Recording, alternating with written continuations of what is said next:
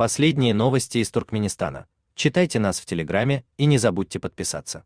Техническое обслуживание завода Гарабагаз-Карбамид в Туркменистане передано турецкой компании Çelik Holding.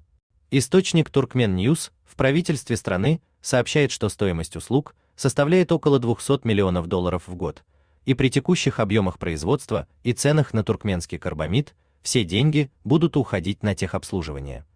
Гарабагаз-Карбамид – это крупнейший завод по производству карбамида в Центральной Азии.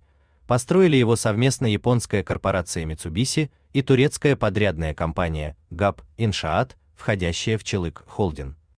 ГАП Иншаат специализируется на крупных промышленных и инфраструктурных объектах, большую часть из которых она возвела в Туркменистане. Для строительства предприятия в Гарабогазе Туркменистан брал кредит в $1 миллиард 160 миллионов у японского банка международного сотрудничества. Завод ввели в эксплуатацию в сентябре 2018 года при участии Гурбангулы Бердымухамедова.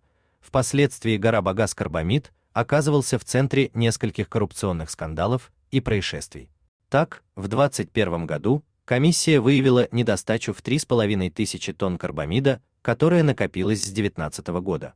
Turkmen News рассказывал, что химикат расхищали некоторые работники завода. При этом совместное расследование Turkmen News, Гундогар и OCCRP выявило махинации посерьезнее. Оказалось, что основным бенефициаром от экспорта карбамида был не кто-нибудь, а Хаджи Мурат Реджепов, племянник Гурбангулы Бердымухамедова. В том же 2021 году на предприятии случился пожар, из-за которого оно больше полумесяца простаивало. Завершился злополучный год кадровой чисткой. Ответственных за отдельные нарушения уволили, а директора Бердымурата Джумаева оставили на месте.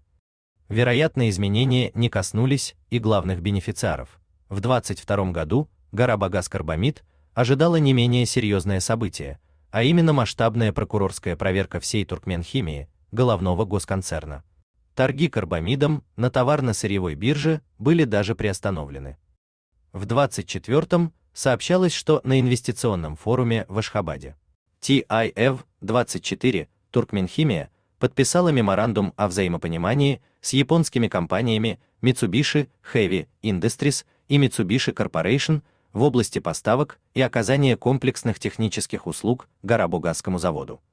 Однако, по данным источника Turkmen News, заниматься техническим обслуживанием будет другая компания, которая участвовала в создании объекта, это турецкий Çelik Holding.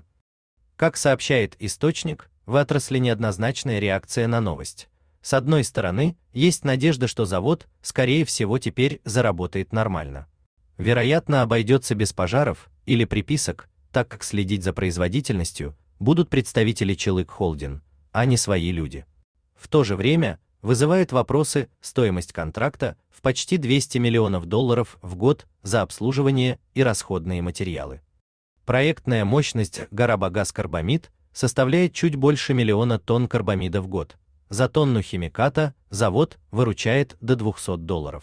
То есть при условии работы на полную мощность выручка карбамидного цеха впритык покроет стоимость услуг Çelik Holding, а дальше денег не останется ни на зарплату, ни на выплату кредита, ни на закупку нового оборудования и дорогих запчастей. У вас есть что рассказать? Пишите нам в секретном чате Телеграма. Мы никогда не раскрываем свои источники и гарантируем полную анонимность.